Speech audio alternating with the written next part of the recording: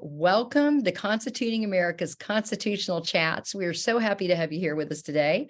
And we'd like to ask you to just make some opening comments, and then we'll get into questions. Yeah, thanks for having me. I'm not blowing smoke when I'm saying you guys put on an amazing product, an important service, and just really reminding everyone of what a privilege it is to live in a nation governed by clear laws and clear rules that emanate and stem forth from the Constitution. As you mentioned, I teach at Antonin Scalia Law School, and I kind of connect myself to what's called the originalist thinking of the US Constitution. I think words and phrases matter, and we can't just pick and choose what they mean in our lives. That's kind of the originalist approach. And it actually makes what I do at my job pretty simple as a result, because I'm out there asking what is the role for government when it comes to social media. And when I'm looking for guidance, I simply turn to the US Constitution and the Bill of Rights to help lead me to where I need to get. Oftentimes we're out there, I was just talking earlier today about concerns that are stemming from the administrative state, whether the federal government itself, some of these agencies where I myself used to work, have the power and authority to begin trying to seize control of social media or dictate what content is and is not allowed.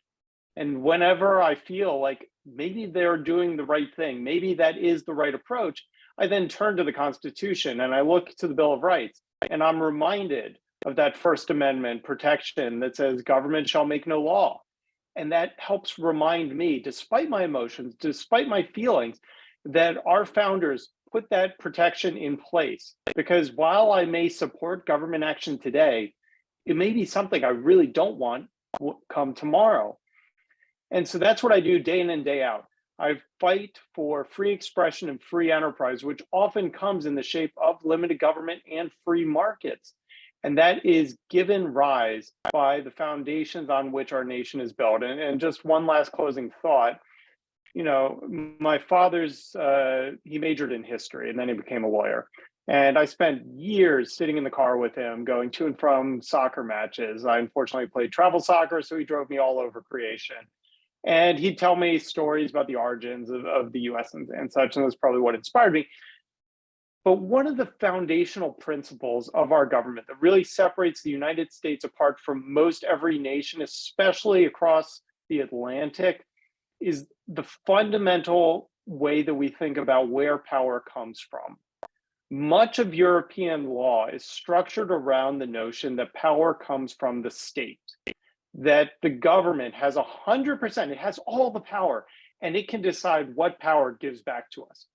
The United States is fundamentally and diametrically opposite.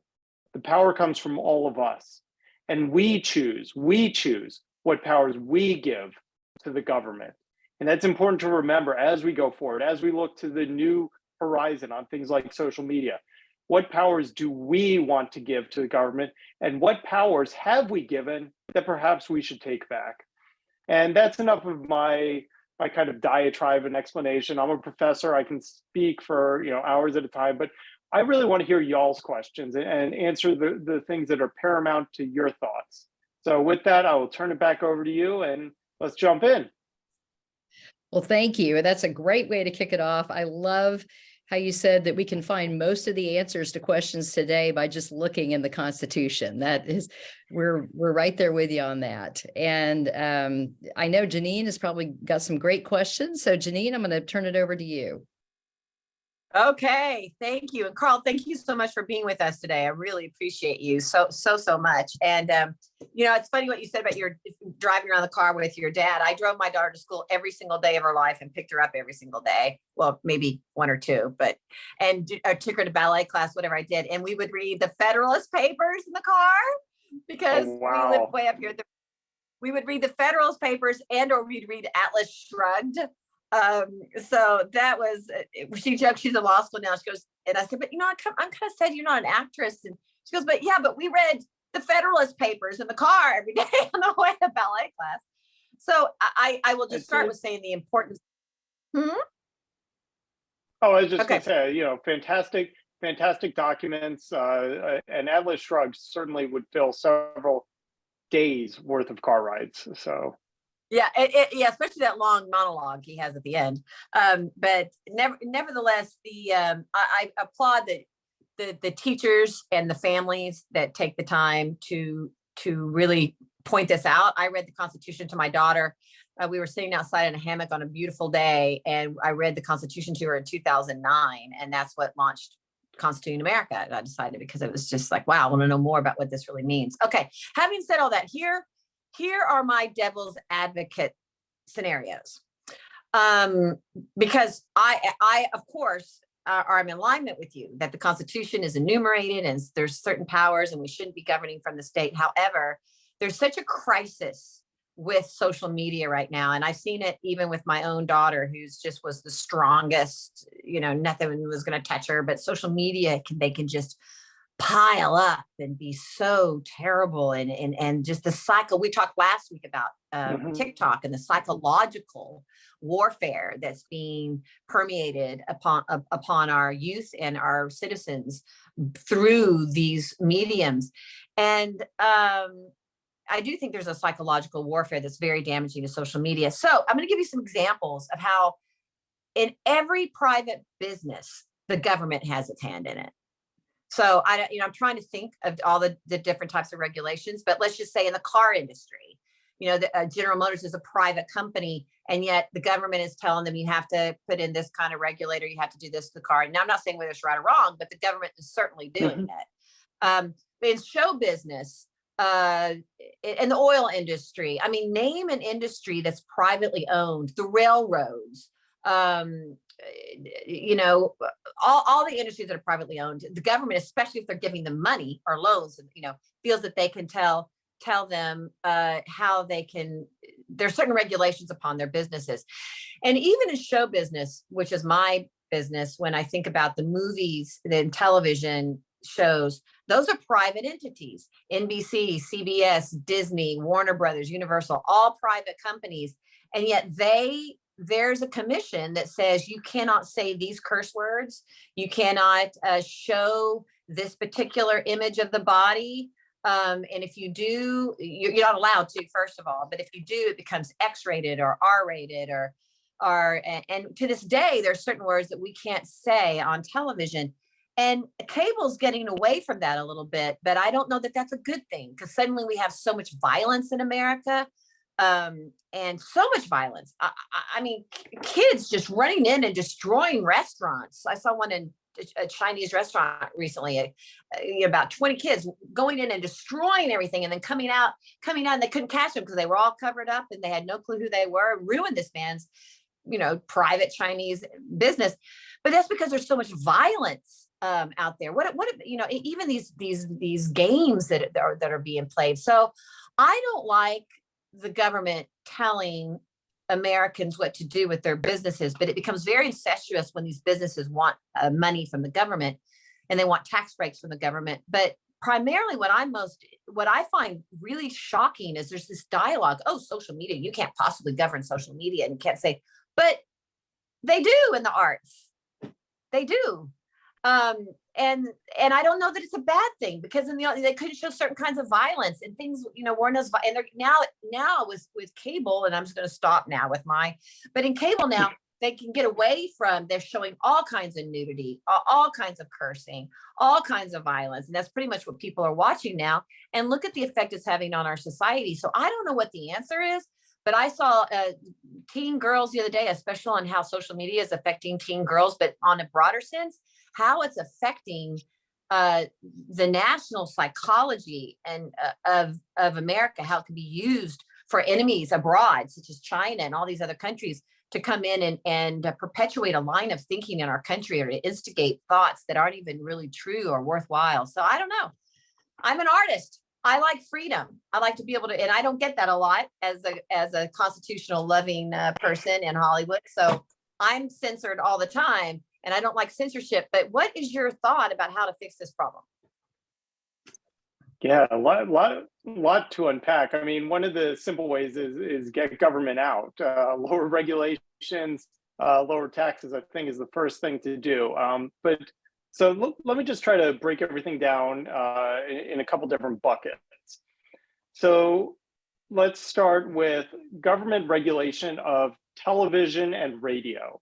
So I think you alluded to the Federal Communications Commission. So this is a branch of the federal government. It's called the FCC for short. And it was created actually shortly after the sinking of, I believe it was the Titanic, when it went down, because at the time there was no regulation of radio waves. And while they were trying to send out SOS signals, other people were sending out their own radio waves and everything was colliding. Okay, that's too long ago. That's over 100 years ago. Let's move into the present day. What you can say on television and what you can say on radio is heavily regulated by the FCC. What you can say on this Zoom chat, what you can say on cable TV, what you can say on satellite TV, not regulated at all by the Federal Communications Commission. So the Supreme Court back in the 1980s kind of looked at this, and they drew a bright line test, and they identified that the FCC, the Federal Communications Commission, could only regulate broadcast and basically broadcast TV, radio, and anything that involved what's called the spectrum. So the spectrum is this invisible set of wires, is probably the best way to think about it. It's a broad range of invisible space. Where our cell phones connect to, that's connecting over spectrum. Where our radio signals come from, that comes over spectrum. And the Supreme Court sat down and said, okay, because that is a finite resource, we will give the Federal Communications Commission these limited powers to regulate, limited powers, because it is a finite resource. There's only so much spectrum available. Think of it like a plot of land. There's only so much land available and the government gets to decide how to chop it up. But when it comes to cable, when it comes to satellite, when it comes to the internet, there's not really a limited amount of space. You can always put down more cable. You can always put down new websites and stuff like that. So that's where the line gets drawn. And so that's why you will see this very command and control structure from the Federal Communications Commission on what can and cannot be said about on television versus what is allowed on things like cable TV or the internet.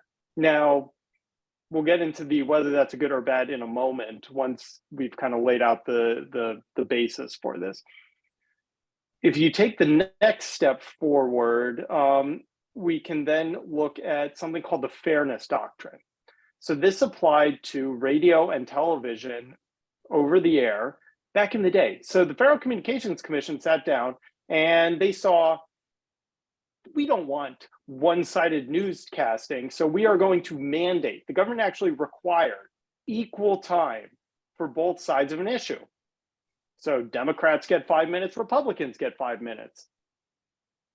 But first of all, that kind of ignores the fact that most issues aren't necessarily binary. You don't necessarily have a left or right on issues. There are a lot of people in the middle. And so I guess they kind of get squeezed out. What they also found was that when they did this, actually nobody wanted to have anybody from either side on. Because as a result, if I had to give up 5 minutes for Dems, I had to give up 5 minutes for ours, and that was no good. So President Reagan back in the 1980s got rid of it. And what did it do? It gave the rise to, well, conservative and liberal radio stations. Rush Limbaugh was made possible because of the elimination of fairness doctrine. And that gave a new opportunity for speech. Okay, so that's federal stuff. Now let's get into the, is this a good? Is this a net good? The access. I'm a parent. I've got a 10-year-old and a 6-year-old. My wife is a child therapist. Trust me, access to unwanted content is paramount in my mind. It is one of the things that I deal with every single day, not necessarily in my job, but in my home life, figuring out what is best for my family, figuring out what's best for my children. The person I trust most to do that is my wife. The person I trust second most is myself. And that is where I think the responsibility has to lie. I, as a parent, need to figure out not only what sites, services, and tools are appropriate for my family, but then simultaneously create and develop the values for my children for my teenagers ultimately, so that when we do release them into the wild, so that when they do go off to college, when they do have access to all this content, they are making wise decisions rather than me trying to pretend like they will never get online or try to hide them in a box. It's incredibly challenging. It's incredibly tough. My wife is basically working all the time on this as a child therapist. But that gets into your fundamental question. Who do I trust most? Well, it's my wife and myself. And who is that above? That is above the government deciding for me what is best for me and my family. That is above Silicon Valley deciding what is best for me and my family. And I will just leave you with this offline comparison. My kids love Chick-fil-A. They love candy bars. Guess what? Chick-fil-A tastes awesome. Guess what? Candy bars taste awesome. But I am not going to let them eat Chick-fil-A every single day of the week. I'm not going to let them eat candy bars every time they get upset. What do? I, as a parent, make decisions. I tell them when it is appropriate, when it is inappropriate. And I try to instill in them the values of nutrition and similar values, so that when they do go off to college and they do have independent jobs, they're not sitting there all day eating, fast food and candy bars. But what the government doesn't do, it does not rob me as a parent of that right to make that decision of buying a Chick-fil-A for my kids. I'm thinking about it because they have Chick-fil-A on Wednesdays, and so we'll be getting it. Go ahead. If I can just interrupt for a second, because I want to be able to share my time. Sorry. Go ahead. No. I have a little more time because you were, succinct at the beginning, which is nice, but I want to make sure everybody else has time. I hear what you're saying, and I know what you mean, and I'm not one for government censorship at all.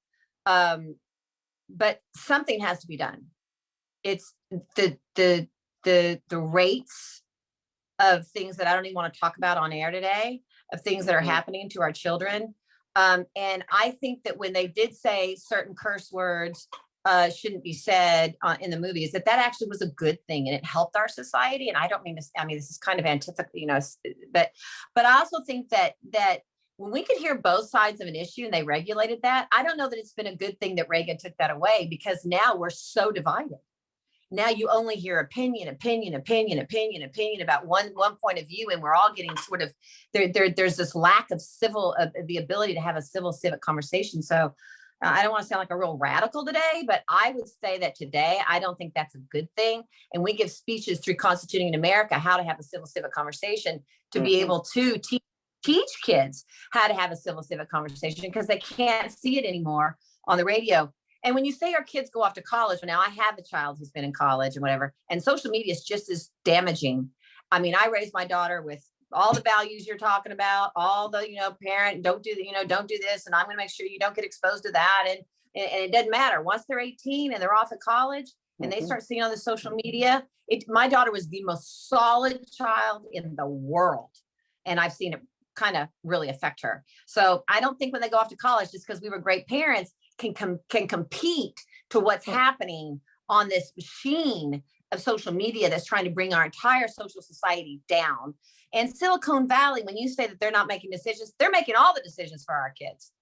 They have control over all the internet, Google searches, the social media, everything. Silicon Valley, they are influencing our children. And they do have all the power. So I don't know what the answer is. I think that's one of the reasons we want to bring this to you. And I'll give you just like 60 seconds to respond, and then I want to toss it so everybody has a good amount of time. But I appreciate what you're saying, and I believe in what you're saying, that the government, but it's not working. And if we can go in and government, the government can put some things that are actually kind of good, like wear your seatbelt, then why aren't we doing this for our nation's children with social media? And I do like saying you get 5 minutes to this person, you get 5 minutes to the other person. We hear, I don't know, but I think that's something. I don't know. It's very dangerous when the government starts telling social media who's going to be the kind of chief decision maker about what's okay to hear and what's not okay to hear. But something has to be done, and that's why we brought you on, to try to help, not just tell us that parents should do their job and the government shouldn't do anything. Something needs to be done. And we would love to hear your ideas about what those are. Well, let's jump in real quick, because Carl, I think one thing that you might want to mention, and you're probably going to mention this anyway, but there are some states who are taking some actions within their schools that are not intrusive and not regulating because I mean, my worry is if the government starts saying what can be seen and not seen on social media, they're going to decide to take off Christian sites or religious sites, or they're going to start giving more. There's all kinds of things if the government gets too far into it. But you want to tell a little bit about what some of the states are doing? Yeah, and this was actually going to be my answer. Look, I am not a libertarian. I am not out here saying no government. I don't believe in that. I believe in like limited government. And to that extent, states like Florida, Virginia, and Indiana actually are doing something that most states haven't even considered. They're kind of trying to jump to the end of the story and say you can't access the internet. But instead, what Florida, Indiana, and Virginia are looking to do is build in social media usage into education. So much like how we used to teach home ec and shop, and we should be teaching finance in schools, they are putting this into the course curriculum. Now, they're not doing it in a over-the-top way. They're doing it in a normative way. They're not saying what you must teach. They are just saying you must teach. And I think social media covers much, much more than just accessing the website. It involves the security, safety, and data issues that come with it. Knowing how to control your data, how to avoid identity theft, how to shop safe online, all these important things that a lot of us just don't know, don't care about, or don't understand. And then simultaneously make that material available to the parents. We're always talking about letting parents see, I want to know what my kids are up to at school. But in this case, we can actually give those tools to the parents. So I'm not saying no role for government, but before a government seizes control, let's try empowering people is kind of what I'm saying. And for parents, yeah, it's a heck of a dogfight out there. But just like my parents had to deal with cable, their parents had to deal with broadcast television, and their parents had to deal with radio. We're going to figure out our way through this. And it's going to be darn tough. It was a lot better. It was a lot better in the days of radio and television when they did regulate it a little bit. And I can't believe these words are coming out of my mouth. Actually, I'm sure Kathy's like shocked. But I mean, it's just, I'm really concerned about our society. And I think it was a better place. And lastly, and I'm going to toss this to Jewel, is that you're assuming all children have parents like you. And so many kids are being left to their parents both work, or the parents aren't around, or they don't care, or they're terrible examples. They're this or that. And so you're assuming all this on a family nucleus that doesn't exist for a lot of Americans. And so they're not getting that. So to leave it to the parents isn't always the right thing. And it sounds so incredibly radical what I'm saying. I can't really believe it's coming out of my mouth, but something needs to be done. Okay, Jewel, I'm passing it to you. Thank you.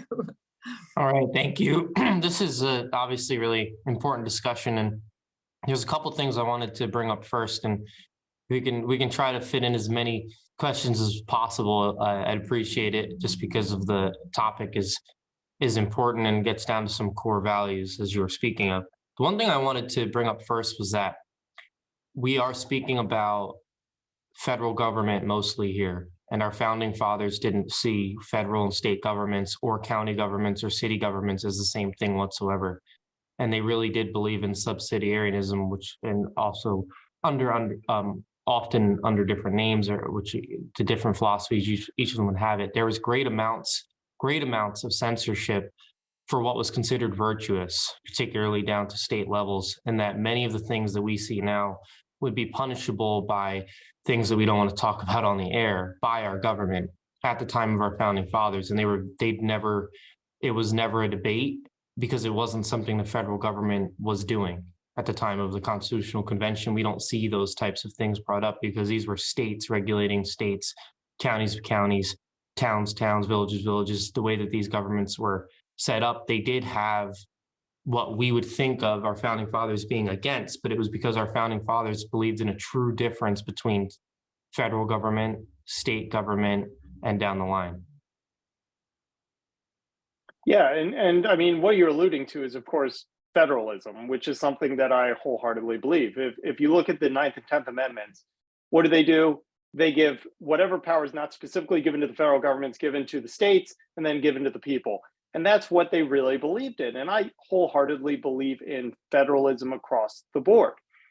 What we are seeing at the state level is efforts to address social media, the internet, in ways that they see fit. Yes, and I'm going to jump into some of the things that we're seeing at the state level. So Janine was talking about preventing objectionable speech online. Well, NetChoice, my company, has 2 lawsuits right now against the states of Florida and Texas, because they have laws that would require websites to keep that content up. It would prevent our ability to remove content that we think is objectionable for our customers, objectionable for our users. And basically, we call that government compelled speech. Now, that's federalism. That's the state trying to do it. And one of the arguments that we do have in our brief, although it's not the one the courts ruled on, is kind of this what's called the supremacy clause, the dormant commerce clause, the ability of the federal government, when something engages in interstate commerce, to step in and kick the states out. But that's not where our lawsuit is based. And this is what's fortunate. The First Amendment of the US Constitution applies to every single state. It's trickled down through various parts of the Constitution. But our lawsuits against Florida and Texas for forcing what is ostensibly compelled speech by the government, forcing us to keep up content that we don't want to keep up, is protected by the First Amendment. So we do have federalism. We have incredible powers in the states. I'm on 15 calls a day talking about all the different things going on in the states, the 10,000 bills a year that they look at. But they still have to abide by the restrictions and requirements of the US Constitution at the end of the day. So we do have federalism, but then simultaneously, we do have the protections of the Constitution that live on top. Go ahead. Some of that's a little, it's almost not apples to apples, because it was prior to the 14th Amendment at the time our founding fathers had thought of the Bill of Rights applied to the federal government only. And the 14th Amendment, in the way it's been interpreted and ruled on, has changed that significantly. And I'm not sure if there was federal laws against explicit images, but I know that there was no state where there was explicit images were allowed to be sold on the street or anything like that, the way that we have. I mean, there's certain court cases which legalize these things.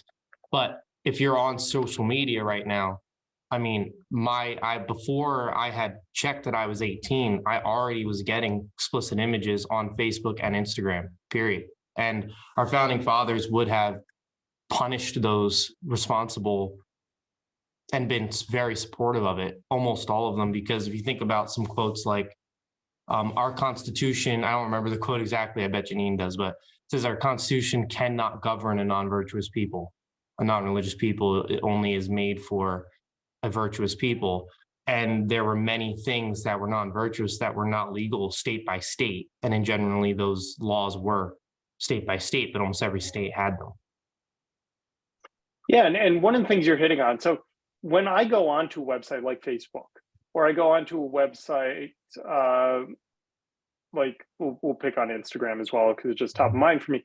First of all, the fact that you saw that is horrible. That content should not be there. But that is also not content that Facebook created. That is not content that Instagram created. That is content that somebody else created and put on those platforms. And there's something in economics called moral hazard. Moral hazard basically means if we punish one person, then it's a little too complicated to get into right now. But if I punish one person, sometimes the bad actor faces no consequences. So let's use the example of Facebook and Instagram and the horrible content that you saw. If we go and we punish Facebook and Instagram, then the bad actor, the person who put that content up there, gets off free. They basically face no consequences at the end of the day, because Facebook and Instagram are going to take all the punishment. So about 25 years ago, Republican Representative Chris Cox of California and Democratic at the time Representative Wyden created Section 230 of the Communications Decency Act. And what they did was they looked at the state of the landscape, because in the days of 1995, 1996, if you did nothing to remove that content, if Facebook and Instagram just were more than happy to let it become an absolute junkyard of content, they assume no liability. And that's 70, 80 years of court doctrine. And that's not right. We want to encourage people to do the right thing.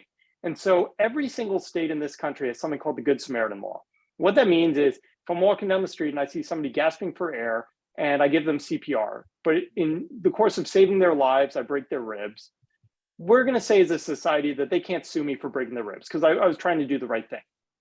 And that's what Section 230 does. It encourages websites like Facebook, like Instagram, because they block billions of pieces of really, really, really, really horrible stuff every year from even getting to you, that we should simultaneously not hold them accountable for anything that they miss. So you're absolutely right. When you see that content that shouldn't be there, and we should absolutely do what is appropriate in our society, and that is to hold the bad actors accountable.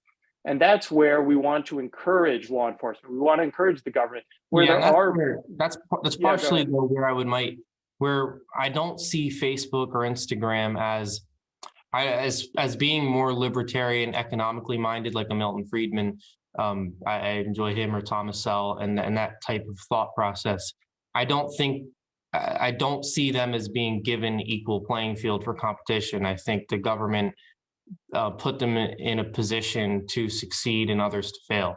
So that's where I struggle to see the market being able to fix their ills, because I don't see it as being pure the way that it happened, and who succeeded and who failed, and the protection that they're given on their sites. Because part of what's in that engine, as well in the algorithm engine and in the entire social media engine itself, is as it's not the point of this show, but there's a lot of data mining in that engine, and the government has been involved in ways that we can't really get into right now, and ways that we haven't been disclosed yet and probably won't understand for many, many years.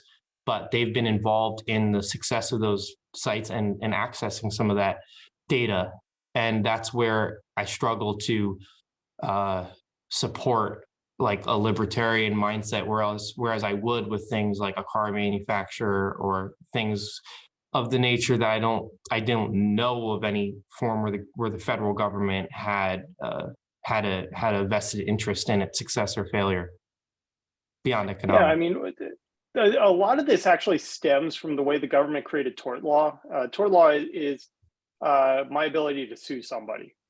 And our tort law is actually kind of broken across the board. It's a very long conversation to get into. But what Section 230 does, so we have the First Amendment that basically protects the government for coming in and shutting down this show, for example, because we're free to have this conversation, even if we say things that the government doesn't like, even though it is called Constituting America and we're basically endorsing the Constitution here. Maybe the government can't come in and shut this down. That's First Amendment.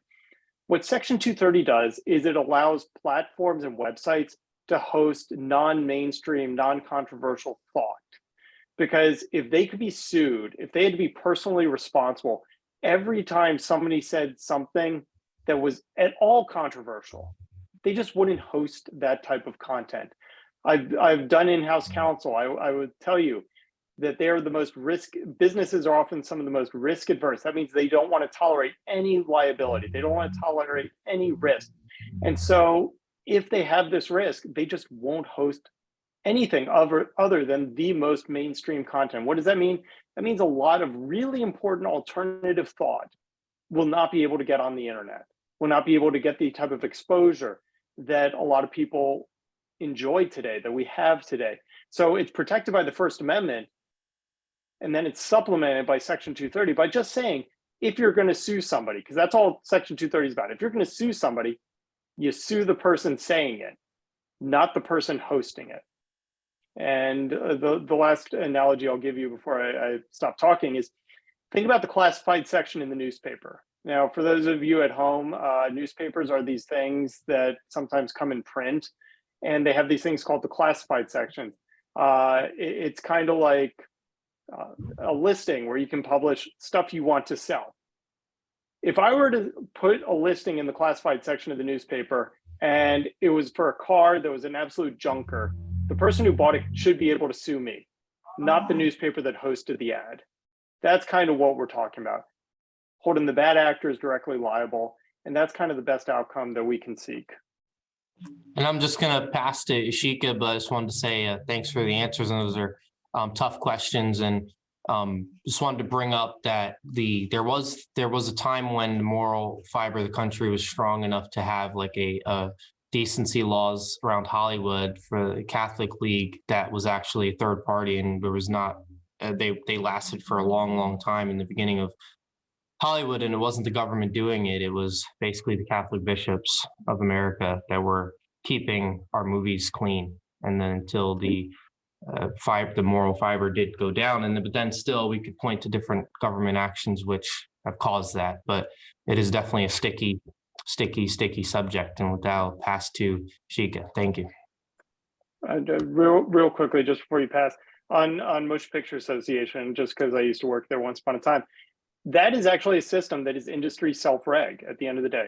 So one of the things that most people don't realize is every time you see the G rating, the PG rating, PG-13R, that is created by the movie industry for the movie industry. And the only reason you can't go into a theater that's rated R is because the theater is not going to let you in. So that's kind of perhaps an approach that doesn't involve government, but does involve just industry self-regulatory approaches. Well, right, and maybe that's the type of answer we can be looking. I'm sorry, just 2 seconds. Maybe that's the type of answer we can be looking for. Like Jewel was just saying, the Catholics, the church is coming forward, but still, ultimately, in order to reach these companies, you do have to funnel that sometimes through the government. But self-regulation, maybe that's one of the answers but there's got to be some. Maybe that's one of the answers. We're just looking for answers here. Well, hello. It's very nice to speak with you today about such a relevant topic. And I find it interesting that you have kids yourself, as you can provide the perspective of not only an attorney, but also a parent. So I'm from Texas, and we have some current laws that are being put in place regarding the very topic we're discussing today. So to hear from your perspective, if a tech company is working with a foreign country and posing a threat to our country, would that be a basis for our government to restrict the app or social media platform that's threatening our national security?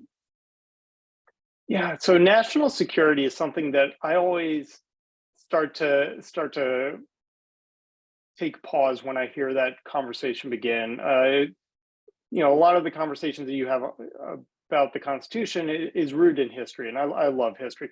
And if you look around the world, a lot of the grabbing of power, the taking of speech comes in the vein of national security.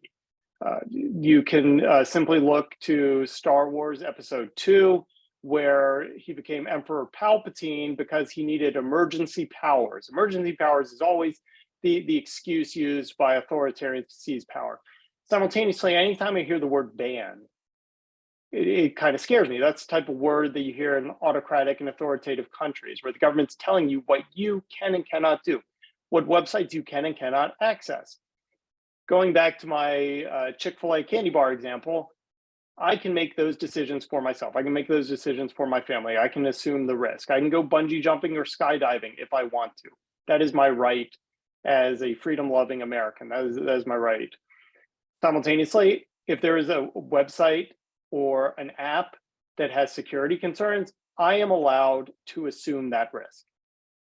I think a lot of people are aware of many of the risks, and it's our job to make people aware of those risks so they go in eyes wide open into those types of environments. Now, the other wrinkle is, if you look back to a lot of our elections over the past 4, 8, 12 years, there's been a lot of arguments and complaints about election interference and threats from foreign actors, some of which may or may not be true, but I think that has actually seeded more discord in this country than the actual actions themselves. And then the last point is, I like to believe that Americans, we're not automatons, that we just don't take instructions and deliver. We think for ourselves, we act for ourselves. We are not absolute robots being controlled. And so I kind of disagree with this whole notion of independent liberty and agency. So coming from a parent perspective, I will tell you one small anecdote. Sorry, the light keeps going off in my office as the machine doesn't listen to me. There it goes. So my daughter is young, and she came up to me the other day, and she said, "Dad, my friend Cindy," I'll just say Cindy, showed me a TikTok video. Well, I got very stern with her. I said, "You are too young. We've not talked about TikTok. You do not look at TikTok." She said, "And you do not let your friends show you a video on TikTok." Well, it turns out I was overreacting. It was just a dance that her friend's friend had seen on TikTok. But regardless, that is my job as a parent. I need to come in at those points and make those changes, make them aware of what is or is not appropriate, and then help guide them through the. I did something similar with YouTube. And for the most part, we don't hand our kids devices.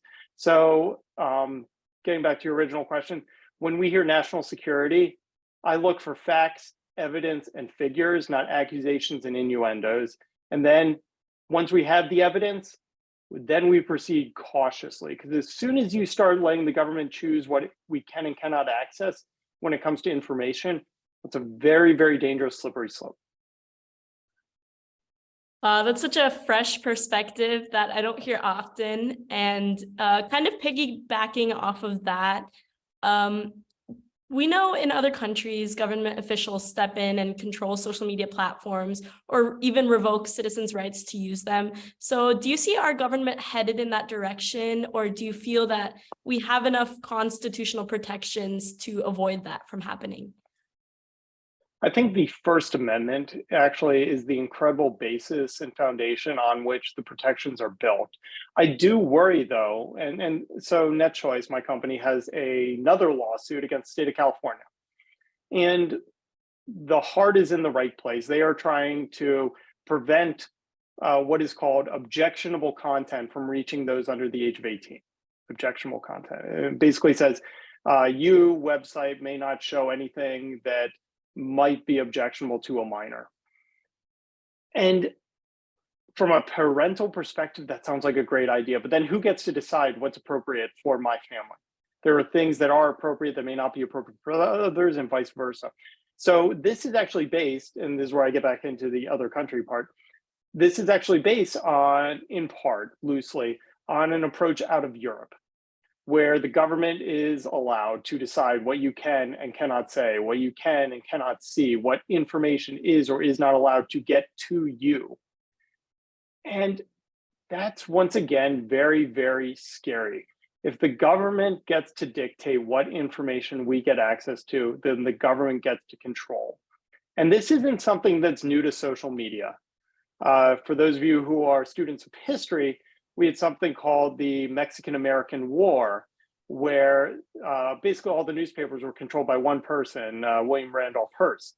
And he famously said, "You give me the pictures, I will give you the war." And that's because all of our information basically came from him. And so he was able to actually drive the US into war with Mexico because of that. What we've seen because of the internet, however, is incredible access to information. Because never before in the course of human history have so many people had so much access to so much information. And it's incredibly scary, but it's incredibly opportunistic in a way that we haven't seen since the age of the printing press. And what I don't want to see is anyone thinking that the government should be in a place to control what we can and cannot say and what we can and cannot see, because that's what we see out of authoritarian nations, not the United States of America. Thank you so much for providing your perspective about the issue. I think we have a lot of questions in the chat, so I'll go ahead and pass it to Ms. Gillespie. I just want to step in and say one quick thing before it goes to Kathy, and then I'm out for the rest of the show. I understand what you're saying, but the irony of this is there's a culture out there through Silicon Valley and all these other places that have complete manipulation and control. So if we think that just because the government isn't telling us, we're still missing the whole point. there is a tidal wave of a belief system that is not checked, and a belief system that is blocking the other point of view. So let's just talk about that for a minute. Because I'm a constitution loving person in Hollywood. I experience this all the time. Yeah. You're shut down on these mediums if you have a counter-cultural perspective. So to just say that the government can't get involved is really, I think, a little bit negligent, and that it doesn't solve this problem, because this particular cultural influence is coming all the way through this ways, and they have the power because they will shut down anyone who tries to have the opposite point of view. So this, I don't know. I don't get this. Are you going to say while something, they're Jewel? being protected, Well- I'm saying while they're being protected is part of what it's hard, because if they are move culture in one direction as if they're not a publisher, but then they take Exactly. Look, Exactly. They move culture in one direction as if they are a publisher. That's exactly what's happening on the internet. And to say that the government shouldn't do anything isn't right. And it's fun for us to kind of have a debate on this. We've never been able to do this, but I think this is healthy for us. But this is not answering this really critical problem. I'm a conservative, and look, my members, a lot of the tech companies make decisions all the time that I don't like. They do. I actually will get on the horn and yell at them and say, "What the heck are you guys doing? That doesn't make any sense." But, and then that's kind of like my left side of the brain. But that's their right as a private business.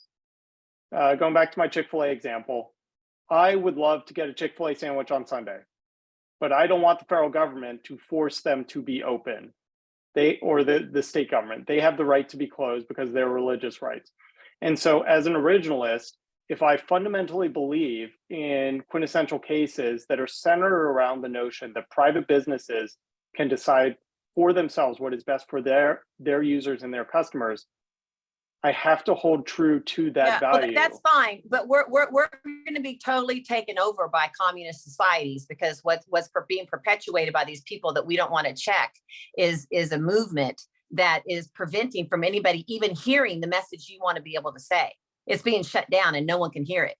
So that's fine, but we're going to silence ourselves and be ridden over by this whole wave of society, and soon and create this kind of cultural revolution, and we won't have any more freedom because we're going to be taken over by other countries.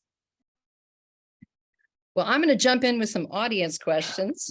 And first, I want to give a shout out to the listeners at KKVV in Las Vegas. The KKVV radio station in Las Vegas is now airing our Constitutional Chats podcast on Mondays at 6 p.m. Pacific.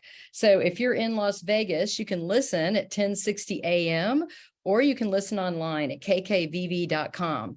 And we also want to thank some of our We the Future contest winners who are on with us today. We've got Kristen Tokarov, who is in our audience today, and we have one of our senior essay winners, Lawrence Barclay, who is listening today. So we wanted to be sure and give them a shout out in the audience.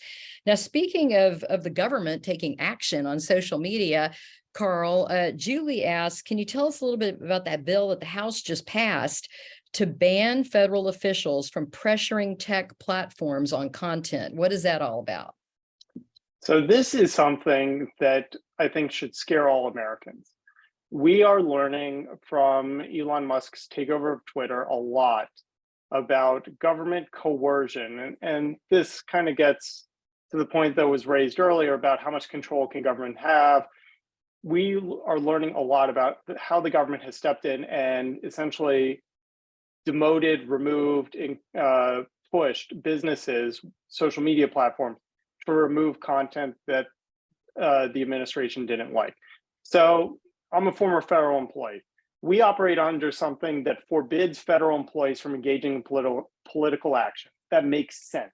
When we're working for the government, we're working for the people. When we're working for Democrats, Republicans, Independents, everybody.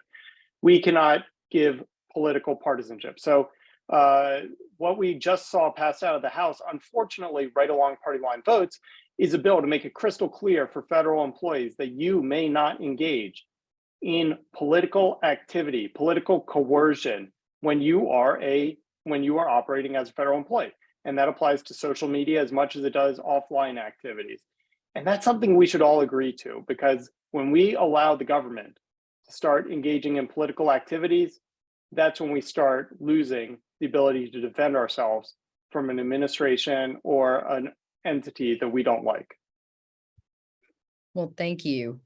And then Larry asks about AI. Can you tell us a little bit about artificial intelligence and what its role is in social media, and if the government is going to be regulating artificial intelligence activity in social media? Artificial intelligence is kind of like, it's whatever you want it to be at the end of the day. It is machine learning for the most part. So let me give you an example. There are medical conditions where computers can look at millions of x-rays and begin to see patterns, develop patterns, and better identify types of harms better than a human being could. Because guess what? It'll look at a million x-rays in 10 minutes. Most doctors don't look at a million x-rays their entire life. So AI is just machine learning. But what we are also seeing is how artificial intelligence can have negative impacts, negative consequences, negative outcomes. And at the end of the day, artificial intelligence is just a tool. It's just a tool. It's getting better at seeing patterns. And a hammer is a tool. A hammer can be used to build a house. A hammer can also be used to break a window in a house. But we don't outlaw hammers. We don't ask the government to regulate hammers. We outlaw breaking windows. And so what I see the government's role in AI is what it always is identify the things in society that we don't want as those negative outcomes and make them illegal. And regardless of how you get there, whether it's through artificial intelligence or just plain old human intelligence, if you engage in illegal activity, it's illegal. So I think that's the easiest way to get to the solution and answer we all want, rather than try to regulate technology, rather than try to regulate a device. You just regulate against the bad outcome, the same way we've been doing it for 200 years. Well, thank you. And just, we have a few more audience comments that I just want to make sure we get in. Susan Baker says, this is such a relevant topic, and I love all the passion and points of view coming to the answer of controlling control. Great way to put it, is quite a discussion. Carl Szabo is fascinating. Thank you. So thank you, Susan.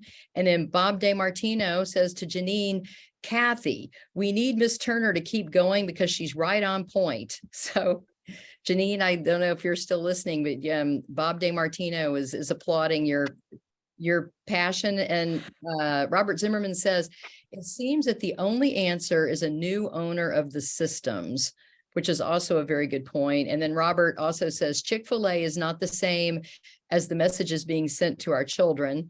And then finally, I want to get in Sandy Thatcher, who says, a librarian recently said that only 3% of knowledge is available on the internet. The rest is to be found in books. And we could probably all do well to go back to books and just get off the internet a bit more. So right at the top of the hour. There's Kathy has the answer. Kathy just came up with the answer. We should all just get off the internet and go to books. Amen. That's really good. And Carl, I didn't mean to give you such a hard time and to be devil's advocate with you. You know, no, it's an important issue, and it's a tough issue. And when it's a tough, important issue, that's where you get tough conversation, and that's how we get the best discussions, the best outcomes. And that's exactly what y'all are promoting, is having honest discussions on tough issues. And I think we did it. And it's been an absolute pleasure spending this time with y'all.